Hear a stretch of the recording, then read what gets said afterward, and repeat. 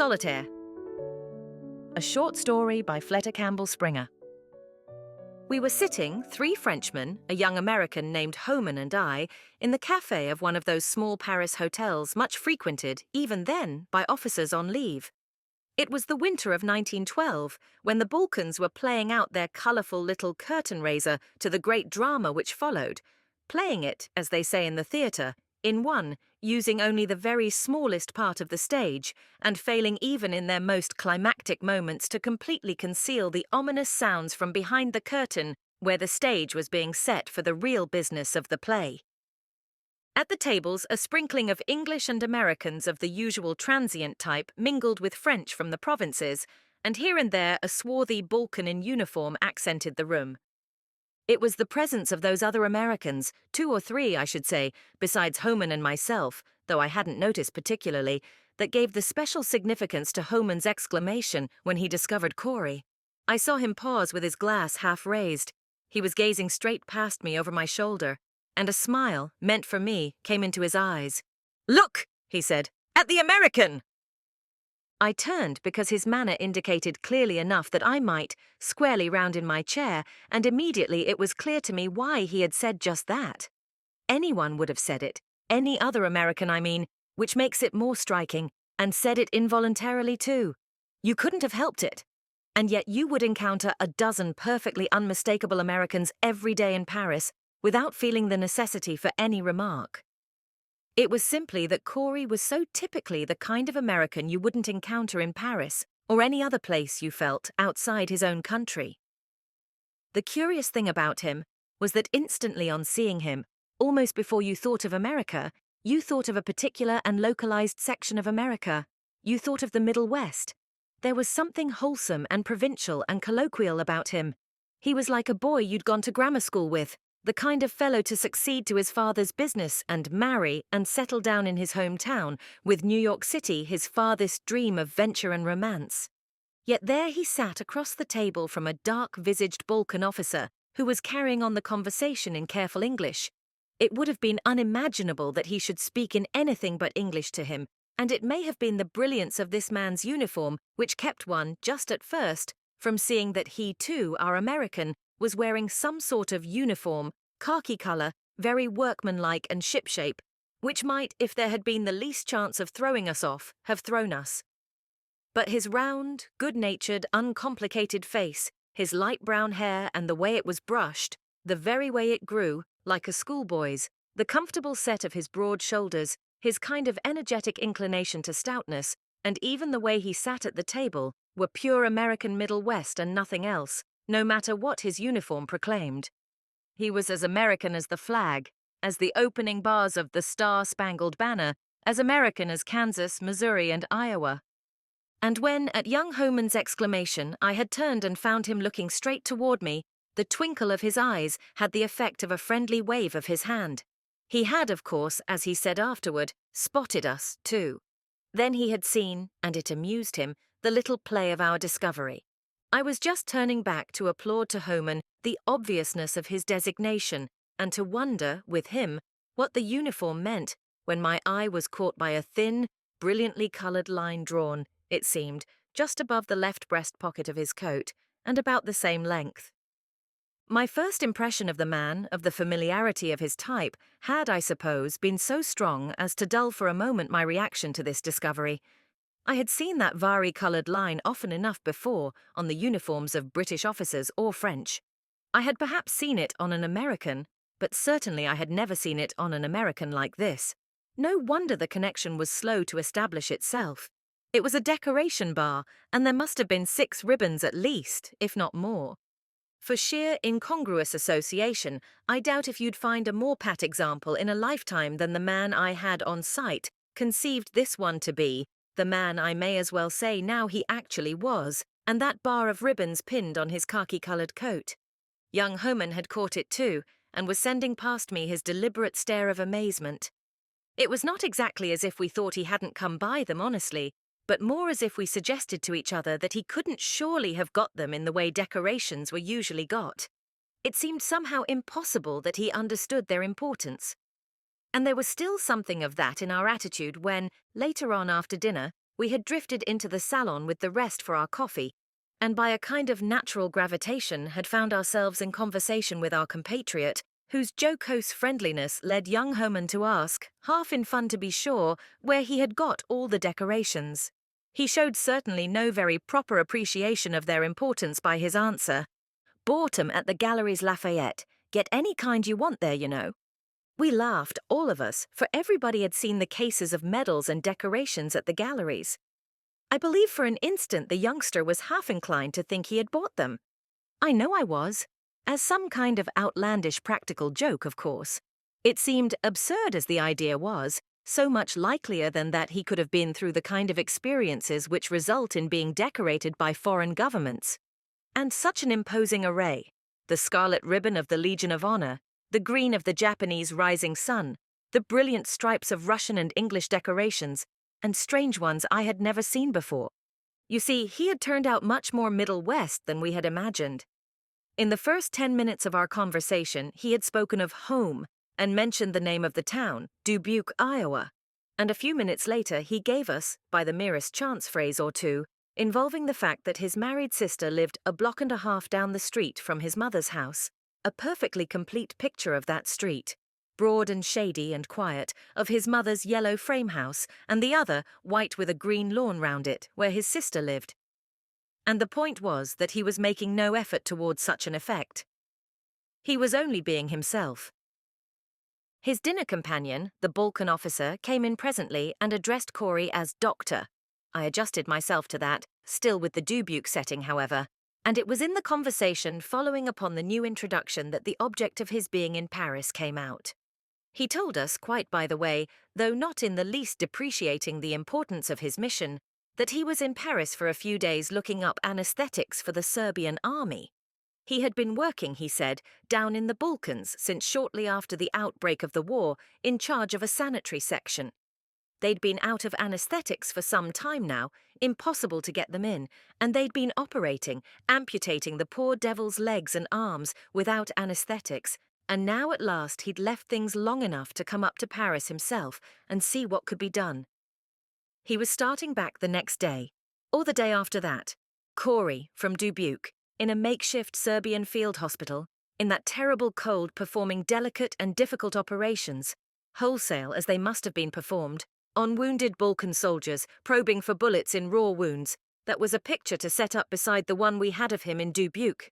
And yet, it wasn't at all a question of doubt. We'd read it all in the papers day after day. It wasn't that we didn't believe Corey was telling the truth. His evidence was too obvious for that. The picture didn't somehow succeed in painting itself. I can't to this day say why. Surely the Balkans just then, operations without anesthetics, the pageantry and blood-red colour of war, surely there was pigment of more brilliant hue than any contained in the mere statement that his married sister lived a block and a half down the street from his mother's. But the picture wasn't painted. Corey wasn't the artist to do it. Not, mind you, that he tried. He was as far from trying to impress one, from affectation, as a boy of 14. I do remember my imagination taking me far enough to think that if I were a soldier and wounded and had to have a leg or an arm off, I couldn't think of a man I'd rather have do it than Corey. Oh yes, I believed him. I knew he'd been down there in the Balkans, as he said, and was going back again tomorrow. But I went right on seeing him in Dubuque, practicing his quiet, prosperous profession in the same suite of offices his father had used before him. He himself lent, by the things he said, force and reality to the illusion. He'd like nothing better, he declared, than settling down in Dubuque for the rest of his life and enjoying a home of his own. He intended, in fact, to do just that when he had finished the Balkan business. I'm that type, he said. I never was meant to knock around the world like this. And he was that type, so much the type that it seemed hardly credible. He shouldn't turn out the exception to prove the rule. He had already, one would think, made a sufficient divergence. And that, I suppose, the feeling that no personality could follow so undeviating a line, so obviously its own path, was responsible for my impression, when I came later to hear how completely he had followed it, of his being because of it much more unique than he could ever have made himself by turning aside. True enough, there are people who, if they heard the tale, might maintain that he could hardly have accomplished a more striking divergence from type. I'll have to confess I thought so myself. At the first, certainly I thought so all the while I listened, long afterward, to the quiet, though somewhat nasal and thoroughly puzzled voice of the gentle old man from Dubuque, who seemed, as he recounted the story, to be seeking in me some solution of Corey's phenomenon. I thought it even afterward, until, sitting there where he had left me, I began slowly to orient the facts in relation to Corey's character. And then, all at once, it came to me that it was exactly because Corey hadn't diverged that he did what he did. He went straight through everything to his predestined end. Any other man would have had stages, subtleties, degrees of divergence. But Corey knew none of those things. It was from old Mr. Ewing of Dubuque that I had my first news of Corey after that night in the Paris hotel.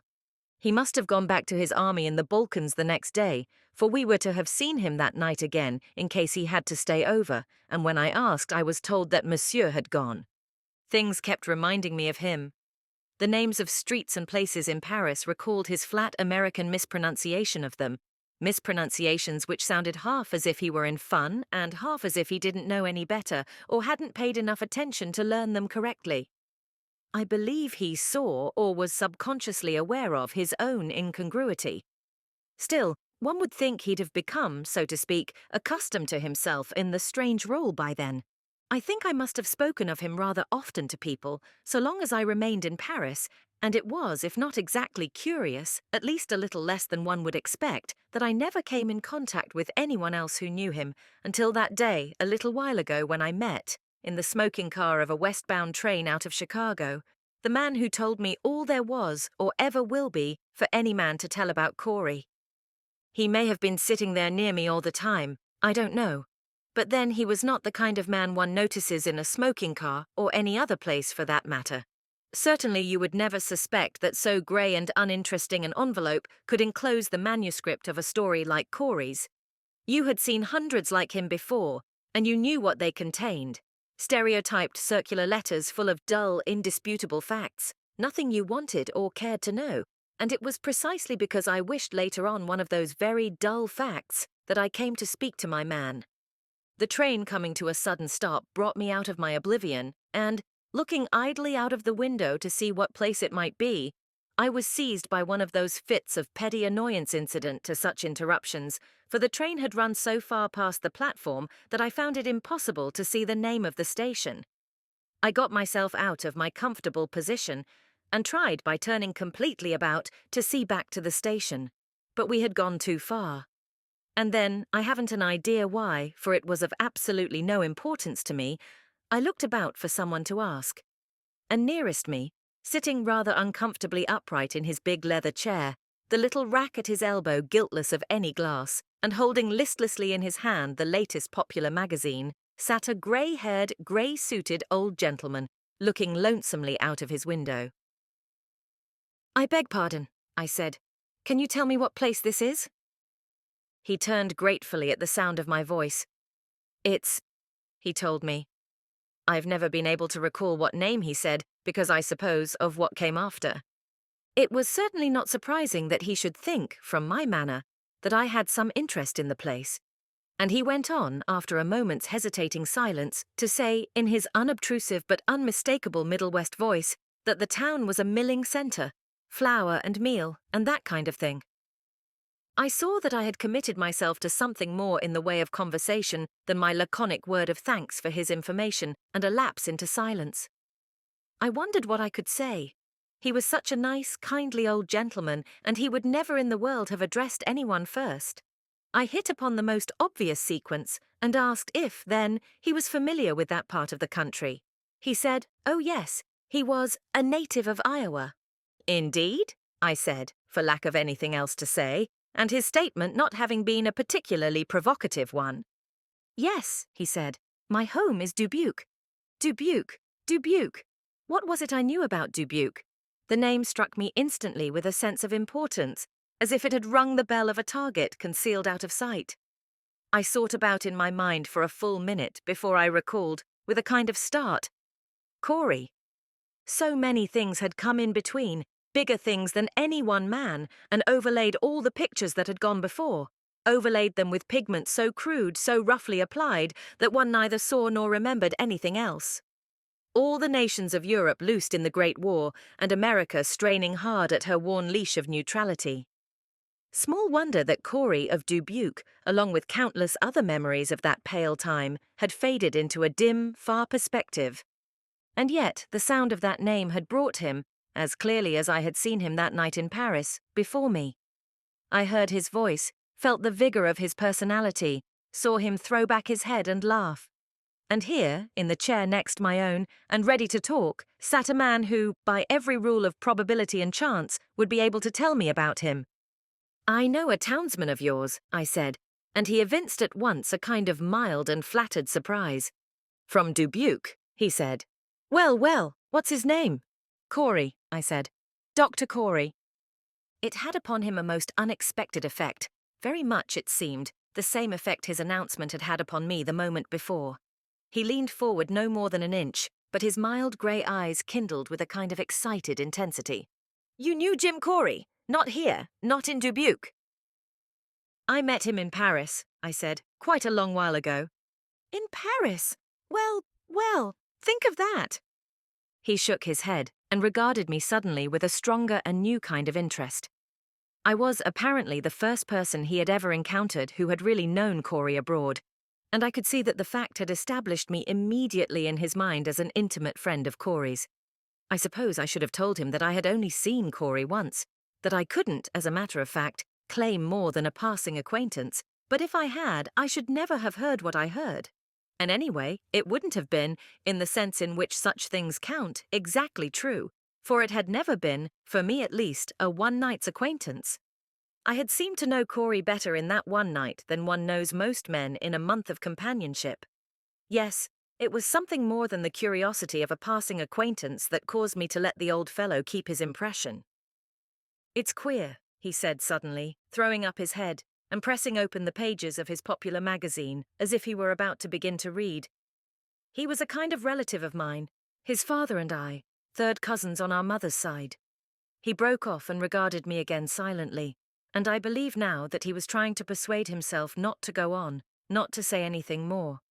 But the temptation, the maximum, I might say, of temptation, combined with the minimum of danger that he should ever see me again, overcame his natural shyness and discretion. He seemed to decide, upon my ejaculation, to go on. "His house is just round the corner from mine. His wife lives there now." "His wife!" The surprise was plain enough in my voice, and this seemed, just for a second, to surprise him too. "You knew," he said, "that he had married?" I explained that I hadn't seen Corey for several years, and added that I had, however, understood that he was thinking of settling down. It put, I could see, a different face upon what he had to tell, for he seemed to adjust himself, as if he must now go back to something he had thought already understood between us. "You didn't know then," he said, "that he was dead?" Dead! Corey dead! So that was what he had to tell. There sprang up in my mind a vague, indefinite vision of something heroic in connection with the Great War. When, I asked, "And where did he die?" "A little over 3 months ago in Europe. I was his executor." There was something in the way he made his last statement which lent it a kind of special importance. And it proved, indeed, in the end, the fact of supreme importance. And here, as if it were due me, he told me his name, Ying, and I told him mine. "Yes," he said, "I made a trip to New York to see a man who'd been with him before he died. He brought a message from Corey." "Queer," he said. "That message. He must have been a little off, at the last." It was clear that something had occurred on his trip to New York which had puzzled him then, and continued, in spite of his explanation, to puzzle him still. It was evident in the way he went back presently to the beginning, as if he were stating a problem or building up a case. He began by saying that he supposed nobody in Dubuque ever had understood Corey, and yet, he faced me, you wouldn't say he was hard to understand. I said that he had seemed to me to have an extremely straightforward and simple personality, that, to me, had been one of his charms. "Exactly," he said, "exactly. That's what we always thought in Dubuque, and I've known Jim Corey since the day he was born. Why, he'd go away on one of his trips and stay a year, sometimes 2, and the day after he'd get back, you'd think he'd never been out of Dubuque, except he was so glad to be home. And, talking with a growing and homely fluency, the nasal quality of his rather pleasant voice increasing according to the sharpness of his interest, he proceeded to sketch in, with the fine brush of his provincialism, all the details of that picture I had had so clearly of Corey that night in Paris, more than 4 years before. It was astonishing how right my picture had been, how they, who had known him always, had been no better able than I to visualize Corey outside Dubuque. And it seemed to have been the merest chance which had led him, the year of his graduation from medical school, to take his first trip away from his native state. He had put himself through college and had come out with all the school had to give, wanting more. It was doubtful if Corey had ever read a novel through in his life, but the college library yielded up treasures in scientific and medical books whose plots he remembered as easily as boarding school girls remember the plots of Laura Jean Libbey. In the end, he had happened to be engrossed in some experiments or other with herbs, and it was that which led him to decide upon going to China. He was going to study Chinese herbs, and he had gone straight, without any stops en route, as he did everything. But when he had been in Pekin 2 weeks, the Boxer Rebellion broke out, and there he was in the thick of it, and a godsend he was too, in the foreign legations, fighting and caring for wounded by turns, day and night, youth and strength, and his fresh fine skill counting for 10 in that beleaguered handful of desperate men. It was for that he had got his first decoration, Japan's Order of the Rising Sun, and a little later had come from France for the same service, and quite to the surprise of Corey, the scarlet ribbon of the Legion of Honor. There had been, of course, the appropriate furore, pictures and full-page interviews in the San Francisco papers on his way home, and Dubuque expecting to see him come back transformed, a hero, conscious of honors won. But he had arrived, to their amazement, merely himself, and they had accepted him, after a day or two, at his own valuation. That was the first, and it seemed after that, although he was always off to one of the far corners of the earth, they were never able to look upon him when he came home as a distinguished traveller returned. He was simply, as he seemed to wish to be, Jim, or sometimes Doc Corey come home again. And yet they knew about the things he had done. They knew where he had been, and they knew, too, about his decorations. They had seen them on 1 or 2 occasions, when he had been the guest of the evening at the businessmen's banquet, and he had dressed up, the old gentleman said, in a full-dress suit and all his decorations. 2 rows, all kinds by then. One could imagine him doing that, in a spirit of comic masquerade, and one could imagine him also doing it merely to please them. His wife, after he was married, used to get out his decorations and show them to her women friends, and at this Corey only laughed good-humoredly. But she never showed them to men. She seemed to sense how that would embarrass him. I asked when he had married her and who she was. She had been visiting friends, he said, in Dubuque when Corey came back, he believed, from the Balkan War in the spring of 1913. Pretty quick work they made of it, too. In August that same summer, they had the wedding at her house in Des Moines. But it had surprised nobody. They knew he'd been wanting to settle down, and she was just the right kind of girl, nice and wholesome and fond of her home. At last, he said, he was going to begin to live. He had dropped at once into his place, exactly as if he had never been away at all. As if, after his graduation, he had come home to practice his profession. There was nothing even about his house to indicate the traveller.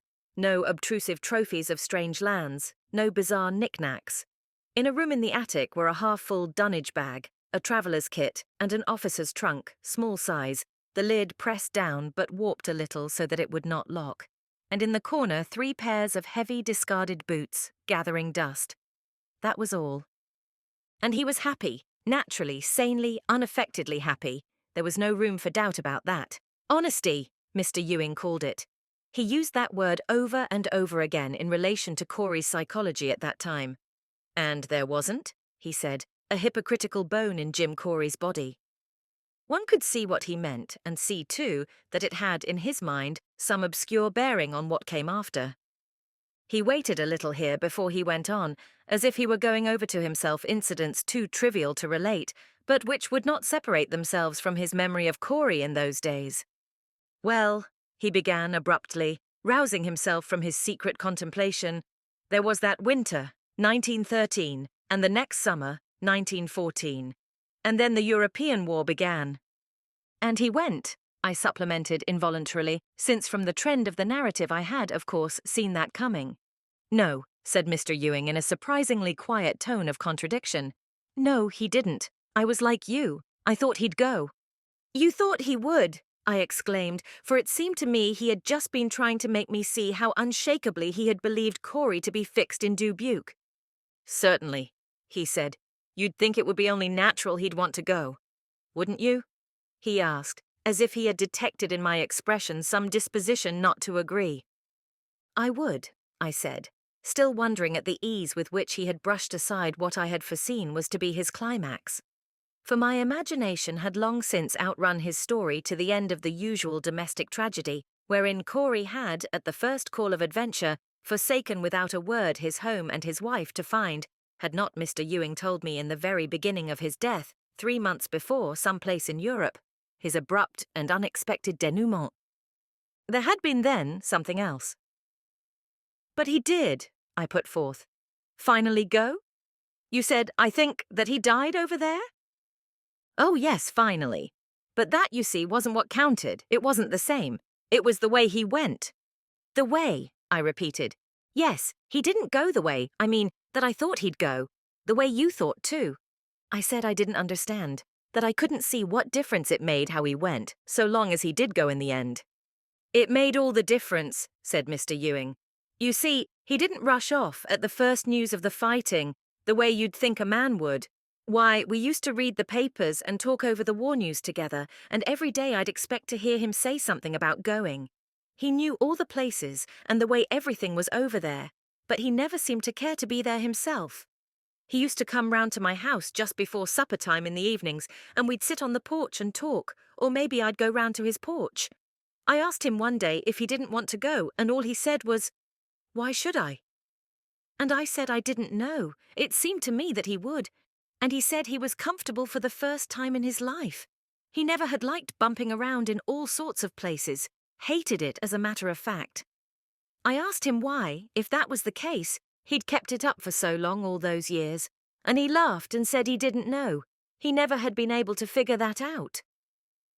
Mr. Ewing fell silent here, tapping his right foot on the carpet a little impatiently and looking speculatively, yet without seeing, at me. I had the impression that he felt he had utterly failed, up to now, in making some subtle point in his story clear, and was considering how best he might make me see.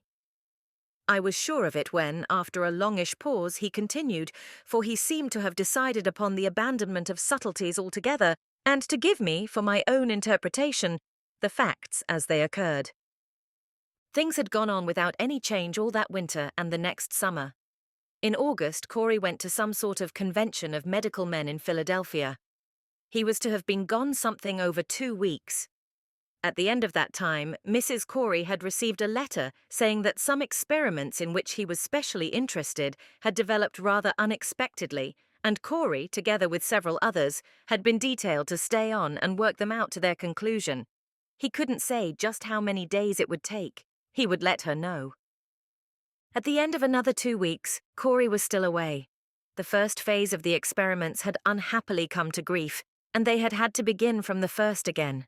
It was annoying, but since they had gone into it, there was nothing else to be done.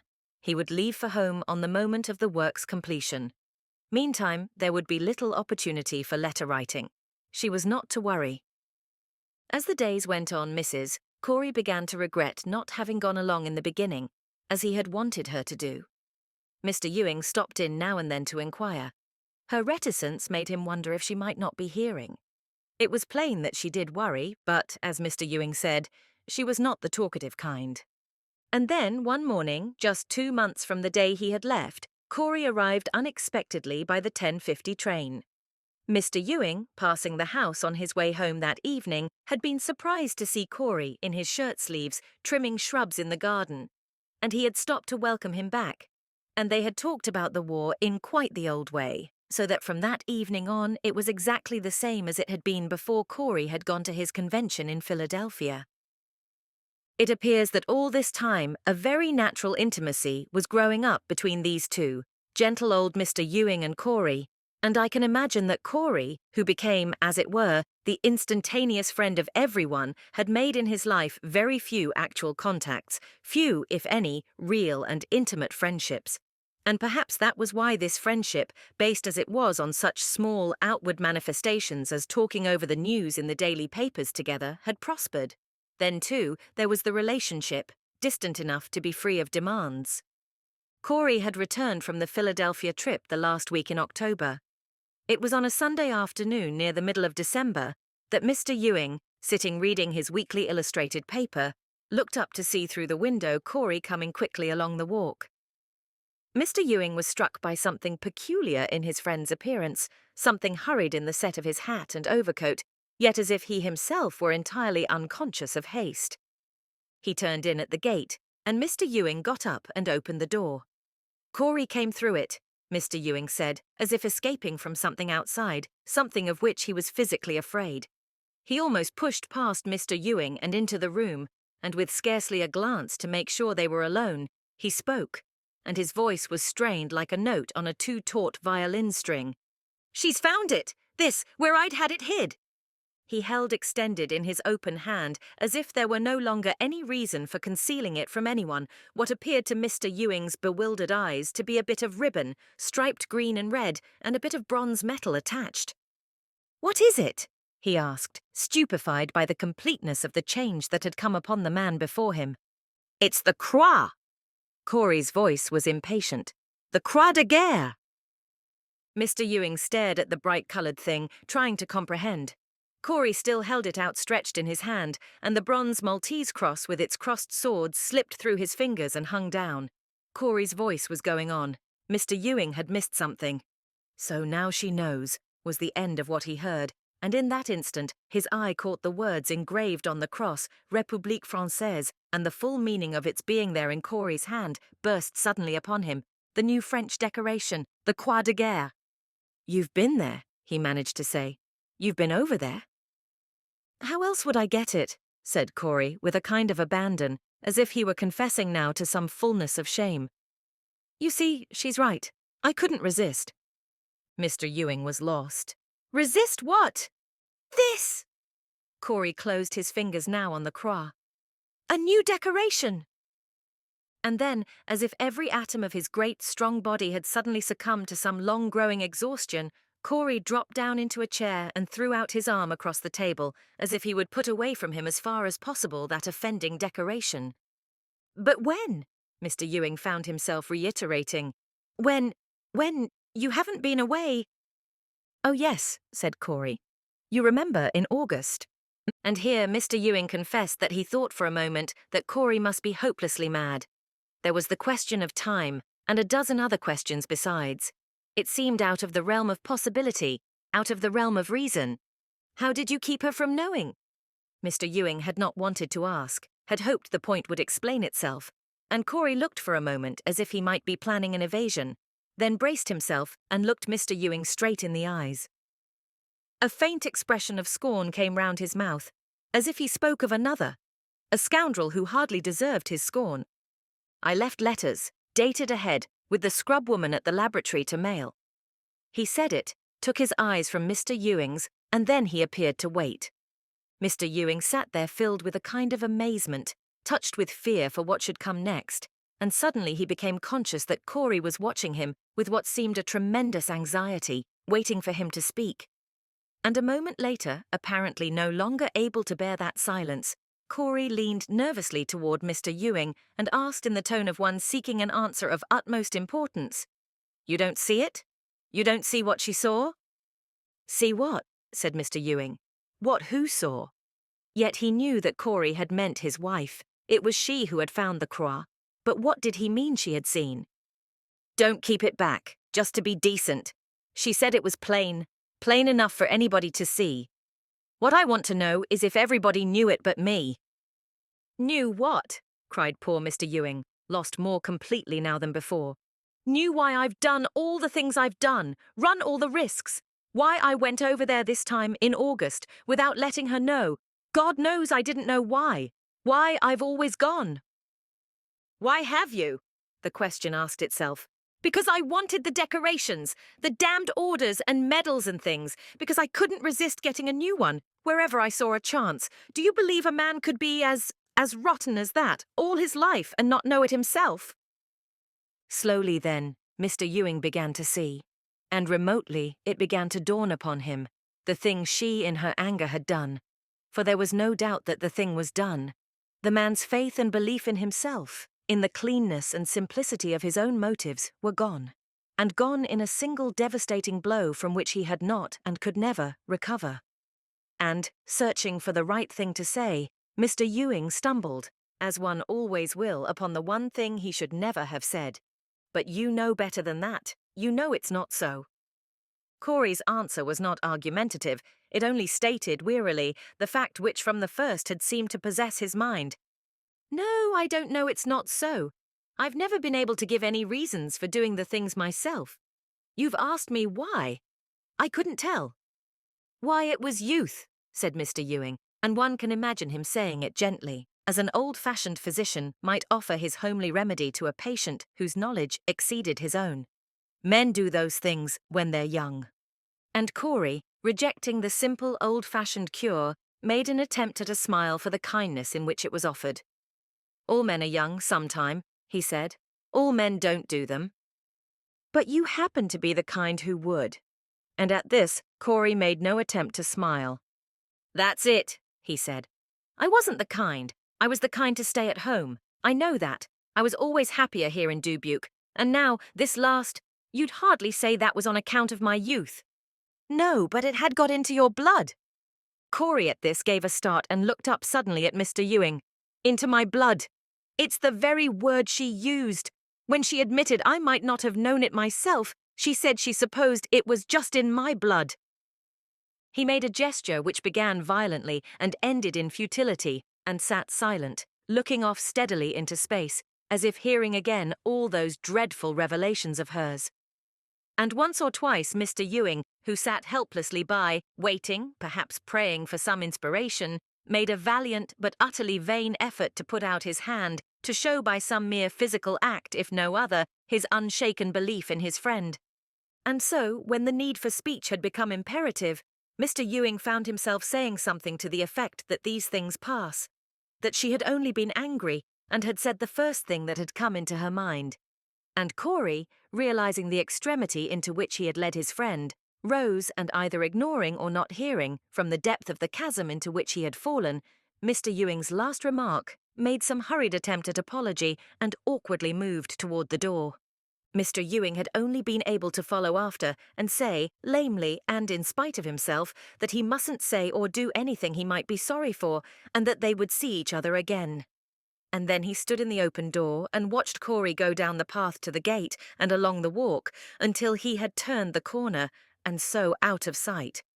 And then he had gone back into the house and spent the remainder of that afternoon trying to realize what had passed, trying to decide upon what he should say the next time they met.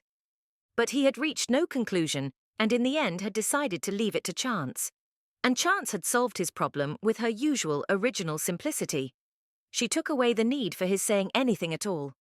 For the following day, the station cab drove up to Corey's front gate and stopped.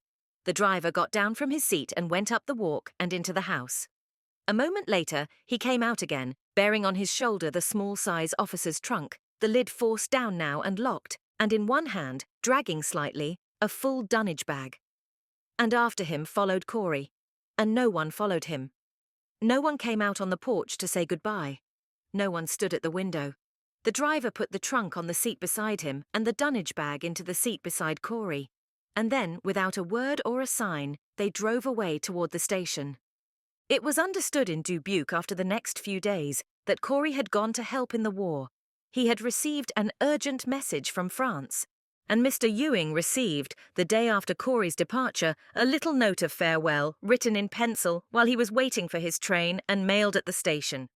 It said merely goodbye and that he hoped he would understand. The next week, Mrs. Corey closed up the house and went to Des Moines to stay with her people, she said, until her husband's return. And that was all Mr. Ying had ever known of what passed between those two, of the details that led to the sudden and final decision to go. And it was all that he had heard of Corey until that day, 3 months ago, when there came to him the unexpected letter from the man in New York, telling of Corey's death and of a message and papers he had to deliver. Mr. Ewing had replied at once that he would go, and had followed his letter almost immediately. He had seemed to feel, ever since that Sunday afternoon, when he had failed to be of use, an increasing sense of responsibility.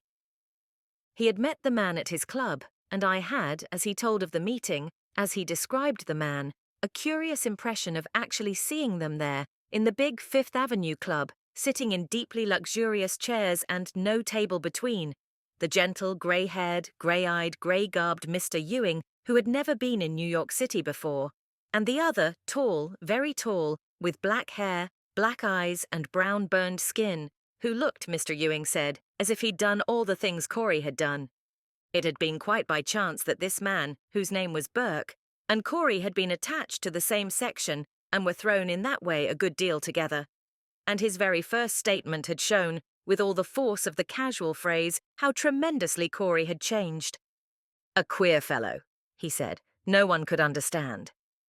And he was a man, one would say, well accustomed to the queerest of men. Mr. Ewing said yes, he supposed one would call him that, and asked just in what way Burke had thought Corey queer. And Burke, it seemed, had had more than enough to base the idea upon. He cast about in his mind to select one out of the many queer things, and he had hit upon the most revealing one of them all. Corey, he said, had gone about covered with medals, 2 rows, overlapping, on duty and off, all the time. That in itself was queer, especially for an American. Most men wore bars, but Corey had worn the whole thing. And yet, Burke said, he was the least egotistical man he had ever known, and he had seen him wince when other men, passing, had smiled at sight of his decorations. He could never make it out. There was no wonder in that. Mr. Ewing, who knew Corey well, and had, one might say, something to go on, couldn't make it out. And no more, for that matter, could I. There was something in it a little bizarre and certainly alien. Surely no normal Anglo-Saxon American had ever indulged in such extremes of self-flagellation as that. And then, abruptly and unbidden, there came into my mind a story of the Old West, the story of how, in the pioneer days, a gambler, sitting down to play solitaire, laid his gun on the table beside him and, if he caught himself cheating, administered justice first-hand by shooting himself. To be sure, in those days, a man was pretty certain of playing a straight game. Well, so had Corey been too, sure of the straightness of his game. And I have heard it vouched for that. Even in those robust times, the thing had been seen to happen and to come, with just that appalling simplicity of psychology, from cause to effect, straight, and without hesitation. The analogy grew, for Burke averred that the queerest thing of all about Corey was that he had been the only man he had ever seen lacking entirely the emotion of fear. He volunteered on every sort of hazardous enterprise and came through safe when men beside him were killed, time after time, protected, they had got to believe, by the inscrutable quality of his fearlessness. It was, Burke said, as if against some other secret consideration death to Corey counted nothing at all. Then there was something a little peculiar in so silent a man having so many friends. Corey silent. Remembering him, one could hardly credit that change. Burke qualified that by saying that when he used the word silent, he didn't in any sense mean morose. Corey had never been that. He merely hadn't, as people somehow seemed to expect him to do, talked. And what he had meant by friends, he wished to qualify too. He hadn't meant pals. There had been nothing so active as that, but there were ways to tell when a man was well liked. For example, no one who knew him had ever seen anything funny about Corey's decorations, and they never talked about it among themselves. Somebody had once asked Corey how long he had been over the first time. It was evident that he had been there before because of the croix de guerre he wore when he came. And Corey had answered, about 6 weeks, or a little less. "And you got the croix in that time?" An exclamation forced out of the fellow's astonishment, and bringing from Corey an answer without a hint of rebuff, yet certainly nothing that a man could call brag. "You forget," he said, with an almost imperceptible glance down at his 2 rows of medals. "I knew the ropes." The man had afterwards said to Burke that he was sorry he'd asked. But he didn't see anything to be ashamed of in the croix, and Corey wore it where a fellow couldn't help seeing. There was, Burke said, a queer kind of apology in it. No, there had been nothing like brag in Corey's answer. There had been none of that in anything he had done, and he had been, according to Burke, the best surgeon of them all, the best man at his work. But of course he had come to disaster in the end. A man can't go on ignoring danger like that. They were stationed at Dubuque outside Verdun, and for months the struggle had raged, attack and counterattack, for the possession of Hill 304. Corey had gone up to the front poste de secours at Esnay, where in an underground shelter fitted up in what had been the basement of an ancient chateau, reduced now to ruins by the German shells, he was giving first aid to the wounded brought in from the trenches. Word had come into the post one night that an officer, lying in a trench dugout, was too far gone to move, and Corey had volunteered to go, alone, on foot, along the zigzag communication trench that led to the dugout under the incessant shelling and see what he could do. And early that morning, about 3 o'clock, they had been carried in, Corey and his officer, the only two who had come out of that trench alive. From the officer they had the story of what Corey had done, not many words, to be sure, and little embellishment, but such accounts need no flowers, no figures of speech. The facts are enough, told in gasps as this one was, hurriedly, while yet there was strength, as one pays a debt, all at once, for fear he may never again have gold to pay. A trench torpedo had found its mark, and Corey, bending above him, had deliberately braced himself, holding his arms out, and had received in his stead the exploding pieces of shell. He raised himself on his elbow to look at Corey, unconscious on the next stretcher. He wanted it understood. He sent for an orderly and dictated a message which he managed to sign and dispatched it post-haste to staff headquarters. And then he resigned himself to the hands of those about him. The news had come into Dubuque by telephone, and just before dawn, Burke had gone up to see what could be done. When he reached the post, Corey had regained consciousness and was waiting for him. He had sent word ahead that he was coming, and Corey was wounded, Burke said, in a way no other man could have withstood. And the queer thing now was that he knew it, and when Burke leaned over him, there was a gleam in his eyes as if he were keeping it there by his own willpower.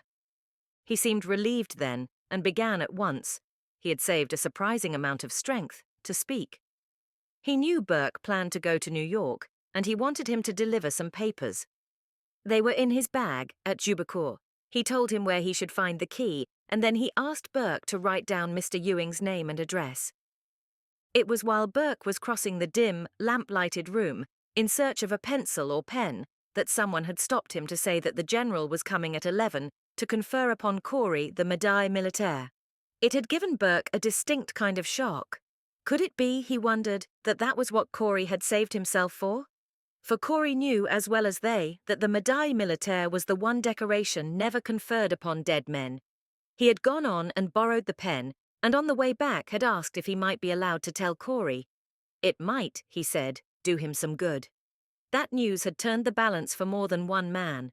But when, a few moments later, Burke, receiving permission, had told Corey his news, he had been for a moment afraid that the balance had turned, and in the wrong way.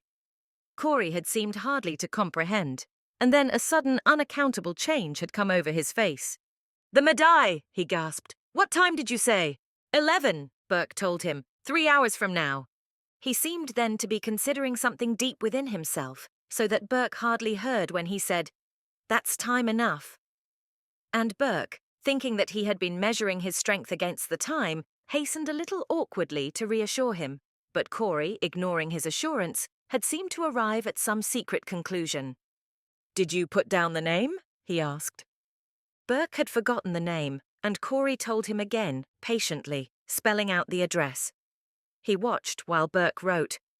"The papers all go to him." He was silent a moment. Then, "Listen," he said. "Will you give him this message for me?" Burke promised, whatever he wished, word for word. "Tell him," he said, "that it breaks a man's luck to know what he wants." "Yes," said Burke. "Is there anything else?" The strength had drained out of Corey's voice with the last words. Again he waited while he seemed to decide. And when he spoke, at last, a strange gentleness had come into his tone, so that Burke was not surprised to hear that the message was meant now for a woman. "Tell him," said Corey, "there's no use letting her know about the médaille militaire." and although Burke had divined some obscure meaning in Corey's words, he was yet not quite certain that he had heard aright. "You mean that she's not to know?" Corey nodded his head, yes, and Burke saw that he was no longer able to speak. Turning, he motioned an orderly to his side and whispered that he was afraid Corey would never last until 11. The orderly sped away, and a moment later, the French doctor in charge stood beside Corey's stretcher, opening his hypodermic case. And then, Burke said, he had done what seemed to him the queerest thing of all.